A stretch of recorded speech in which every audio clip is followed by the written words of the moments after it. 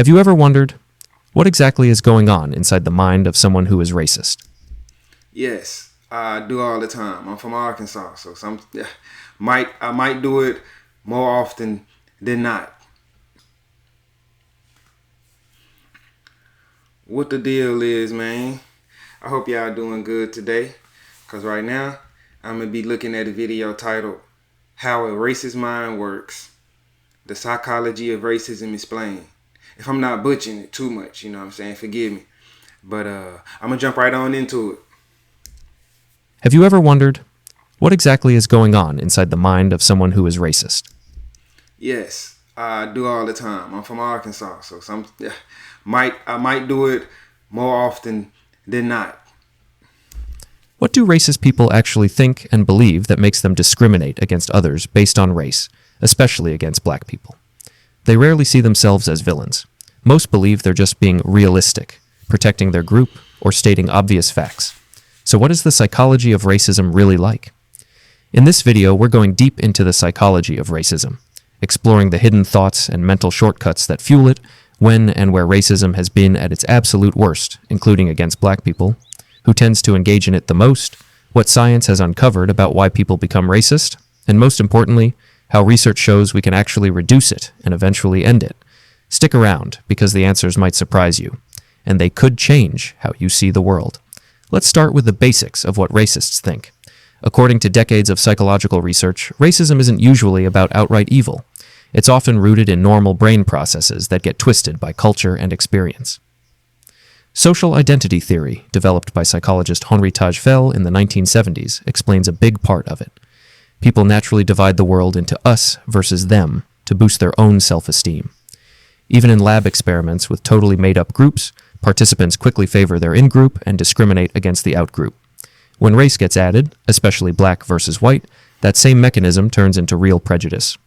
Racists often believe deeply in hierarchies, that some groups, like white people, are naturally superior in intelligence, work ethic, or morality, while others, like black people, are not.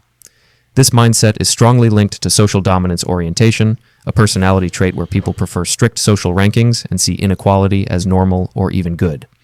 They also score higher on right-wing Exactly. Inequality as normal or good. authoritarianism, craving order and fearing outsiders as threats to their way of life.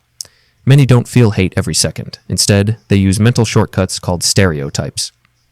Black people are lazy or dangerous, as quick ways to navigate a complex world.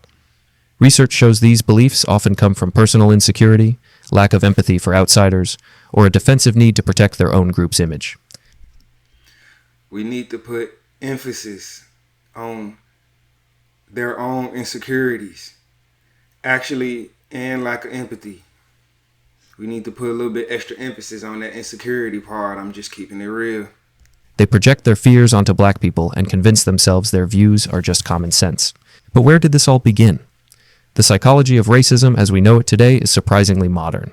Before the 1500s, people had prejudices based on religion, tribe, or culture, but the idea of race as a fixed biological hierarchy was invented during European exploration and the transatlantic slave trade. Europeans needed a moral excuse to enslave millions of Africans. By the 1700s, Bam. They need a moral excuse, and the excuse was that people with darker skin, black people, of course, are less intelligent, are inferior. You see what I'm saying? Hold on. and 1800s, scientific racism took over, ranking white Europeans at the top and black Africans at the bottom. Bam. That was to further justify the hatred and the mistreatment of black people. Think about it. They're inferior to us. We don't have to treat them good. It's kind of like how we do with animals. Like, oh, they animals. Of course, we can't do animal cruelty and stuff like that, but we can eat them. You see what I'm saying? We can slaughter them and eat them as much as we want. I don't eat meat, but I'm just saying in general. You get what I'm saying? It's like we got to push this a little bit harder. You see what I'm saying? Just the whole racial construct wasn't strong enough. We needed scientific, you know what I'm saying? Scientifical is a word I made up, y'all. I know that ain't a real word. I'm just being funny. But they needed real scientific, you know what I mean, backing behind this construct. Like, They didn't just want to say it no more. Whether they couldn't or just didn't want to, they didn't. We need science behind it. You see what I'm saying? To really prove it. And I just really need all us as black people to really think about that. You know what I mean? Like the hate was so strong, or they wanted it to be so strong. You know what I'm saying? And so they had science, racist science to back this, racist scientists, you see what I'm saying, to back these type of studies and all of that, and psychologists and all of that, right? Like, but I think about it in a crazy type of way, man, when I put too much thought into it, because remind you, I always got to bring up, these are the same people who ask, why does it always have to be about race? Early psychologists even joined in, calling black people childlike or inferior. This wasn't fringe thinking. It shaped laws and science for centuries. Racism hit its most extreme peaks in the 19th and 20th centuries. In the United States, after slavery ended in 1865, Jim Crow laws from the 1890s through the 1960s enforced legal segregation, lynching, and second-class status specifically for black Americans. Across the ocean, Nazi Germany from 1933 to 1945 turned racial pseudoscience into the Holocaust. South Africa's apartheid system from 1948 to 1994 created an entire legal structure of racial separation between white and black people that lasted even longer than Jim Crow. These were times when ordinary people, not just extremists, enforced racism against black people because their leaders framed it as natural, scientific, and necessary for survival. And we see how that played into today. You see how a lot of, like, regular people, regular white civilians want to police regular black civilians for little to nothing, barbecuing at a park when it's perfectly legal. That's a great example. But stuff like that, like, these are the reasons why we see these people try to police us so much. Like, all of that stuff that was done then literally goes into now. That's why to say get over it or any of that never makes no sense. All of that stuff literally shaped the way America is now, literally. How many times have y'all seen people be like, dang, why they always think they can tell somebody what to do? Why they always in our business? Why can't y'all just leave black people alone? This is one of the reasons why. You see what I'm saying? This is the main reason why, if I'm not mistaken. You know what I mean? I'm going to go back a little bit because I'm yapping. Psychology here was clear. Enforced racism against black people because their leaders framed it as natural, scientific, and necessary for survival. The psychology here was clear. When power structures reward in-group loyalty and punish empathy, normal people can commit horrific acts while believing they're doing the right thing. So where is racism strongest today? Global surveys paint a complicated picture. A 2025 Pew Research study across dozens of countries found a median of 34% of adults say racial or ethnic discrimination is a very big problem, with the highest concerns in sub-Saharan Africa, Latin America, Turkey, India, and parts of Asia. In the United States, while explicit bias against black people has dropped sharply since the civil rights era, many Americans still say black people face at least some discrimination. The same in-group favoritism appears everywhere, but the difference is power. Majorities tend to direct it against minorities like black communities. Who actually does the most racism? Science says it's not just one type of person. Anyone can fall into it under the... In the United States of America, the statistics say that, I believe, white males are the ones who get convicted for hate crimes the most, I think. You know what I'm saying? So, and of course, the people who are most likely to experience racism or hate crime is black people in America, of course. So that's what those statistics say. Right conditions, but certain traits make it more likely, especially toward black people. People high in social dominance orientation or authoritarian tendencies are more prone to racist beliefs because they need clear hierarchies and fear change. Many racists come from environments with little intergroup contact, where stereotypes about black people go unchallenged. Importantly, they don't always see their actions as racist. Research shows they often justify it as protecting culture, economic realism, or reverse discrimination against their own group. The psychology of racism reveals it's learned, not inevitable. Babies show own race preferences by 3 months based purely on what they see around them, and those biases grow through family, media, and segregated spaces. But of course, we already know that it's taught, right? We know that. The good news? The same research that explains why people become racist also shows how it ends. The most powerful tool is the intergroup contact hypothesis, backed by over 500 studies. When people from different races, especially white and black, interact as equals with shared goals in schools, workplaces, sports teams, or even online, prejudice drops significantly. Anxiety decreases, empathy rises, and stereotypes lose their power. In the US, Project Implicit data shows implicit anti-black/pro-white bias has fallen 26% from 2007 to 2020 thanks to changing norms and more contact. Interventions like prejudice habit-breaking training teach people to catch and replace biased thoughts in the moment. Systemic changes matter too. Desegregation policies, diverse education, and fair institutions weaken the structures that feed racism against black people and others. Here's the hope. You heard what he said, right? Fair institutions, is that what he said? Let me go back. Reality from education and fair institutions weaken the structures that feed racism against black people. Okay, fair institutions, fair systems, equality. Y'all notice that equality seems like oppression to them, right? Like he said, it can feel normal. Or he said something early in the video, and I can't remember it so good, but he said something about that early in the video. Fair systems and equality right here, right? That feels like oppression to a lot of racist white people for some reason. I don't know. I'm not in their brain that much. But I always think about that. And I think about that like this. If Trump and his administration want to try so hard to remove DEI, affirmative action, and all those laws, anything that help black people, right? Because it discriminates against white people. Think about what they're saying. He don't want it to, you see what I'm saying, get better. If it's over 500 studies, right? What he said, 500 has literally proven this. Why wouldn't they want it to be equal so black people can stop having a victim mentality, right, and crying about racism? You see what I'm saying? It's like they don't want it to be that way. I'm trying to tell y'all. They don't want it to be that way. They want to make it go back to how it was, is how it seemed to me. You always should have been someone who questioned that whole term of make America great again. Because a lot of black people literally would have just been like, when was it great? You see what I'm saying? Or great for y'all. And if you do have to add in a great for them, you know what I'm saying? Then they got to be like, dang, where does that leave black people? You see what I'm saying? Because it was great for y'all back then, I guess. That's what he mean. You know what I'm saying?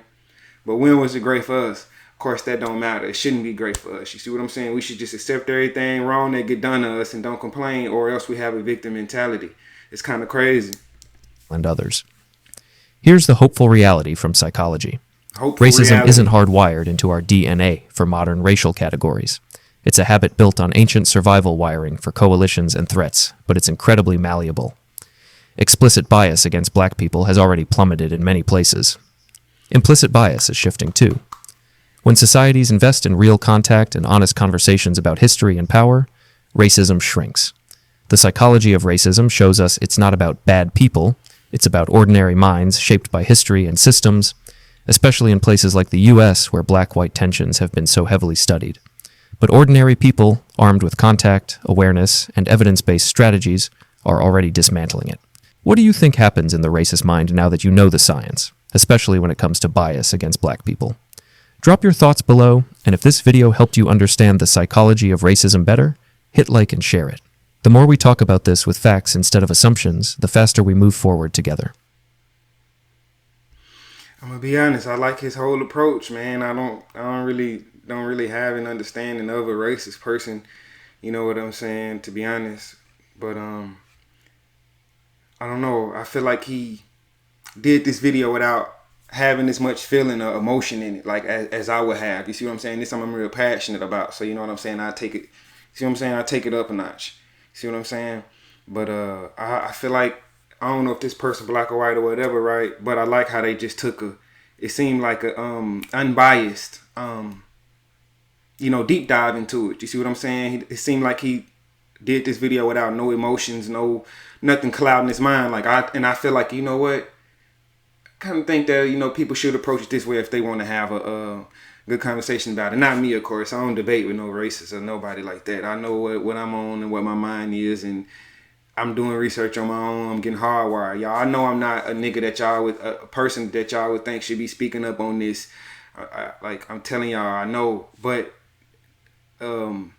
it's just that this something I got passionate about, man. When you really start to look into stuff, like you really be like, dang, you know what I mean? I wish more black niggas did it, whether they was from the street or whatever. I don't care what they was. I feel like I wish more black dudes did it. You see what I'm saying? That's the reason why we are at, you know what I'm saying, now in America, because enough black men didn't stand up or don't stand up against this. You see what I'm saying? And I could be wrong about that too. So y'all spare me. But you know, when they did stand up, they got killed. Don't act like I'm being blind to nothing. I just feel like now everybody's so far away from it, you know what I'm saying, that it's just they just living life. Like a lot of the voices that we should have speaking up on this type of stuff don't. You see what I'm saying? Whether it's a rapper or a black actor, I don't care. Like you can be I don't know, I don't even want to just use the term pro-black, but you should be just more cognitive about what's going on around you, man. You ain't always got to try hard to tuck your tail and appease, you know, other crowds of people. You see what I'm saying? But that's just me yapping. And I had seen the comment, man, and it said this, you know what I mean? And I wanted to post this comment to conclude the video. Here we go. He said, I'm not sure how accurate this is, but as a black American, I encounter a significant amount of anti-black content on social media daily. Whether it's a recent news article, a content creators, or even an AI generated video, it seems that there is a lot of money to be made and substantial profits in this kind of material. For example, Charlie Kirk was extremely popular for soft peddling anti-black stereotypes, and he has a huge following. And then this commenter left a update. It said, I truly appreciate the love and perspective shared. However, it's hard to accept that a woman earned nearly $1 million by using the N-word to insult a 5-year-old child. And the reason why I wanted to bring that comment up, and it stood out to me, because, you know, it says, as a black person, you know what I mean? And, you know, we always gotta question if there's really a black person. Somebody saying, you know, he said as a black American. But look, hold on. I promise y'all, I made a video titled Black People, We're Being Mind Fucked. And it's the first one I ever made. It didn't get a lot of interaction, whatever, right? Cool. But I just want to say that I said something like that in this video. So I want y'all to look at this right quick. Another reason I think could be like, you know, because it seemed kind of profitable, man. Y'all see in the video of the one. What I meant by what seemed profitable was I was speaking on how just disrespecting black Americans seemed profitable. And calling the kid, the little black kid, a nigger, man, she got money sent to her, didn't she, if I'm not mistaken? The Subway person too, didn't they? I don't know, I might be tripping. But these people get money sent to them just for being racist. And if I'm not mistaken, one of them y'all gotta forgive me, man. That was my son in the background playing the game. Got like 100K, you know what I'm saying? So it just seemed profitable. And in that same sense, you also gotta think about people like Ada Ross, Neon, blah blah blah. People like them who just use rage bait, you know what I'm saying, to get famous. You know what I'm saying? They say something racist about us. We go in their comments or whatever and talk shit, repost them, give them a platform, really, and they be blowing up. Everybody else be loving them and telling us to shut up, stop complaining, and victim mentality. So I also got to look at it like that too. Yeah, like I said, y'all forgive me. My son was in the next room playing the game and stuff. You know, they get real loud on them games. But yeah, I just had to show y'all that to conclude the video, man. And you know, let me know what y'all think about this in the comments if you get time to comment, you know what I'm saying? So with that being said, I'm gonna get on out of here.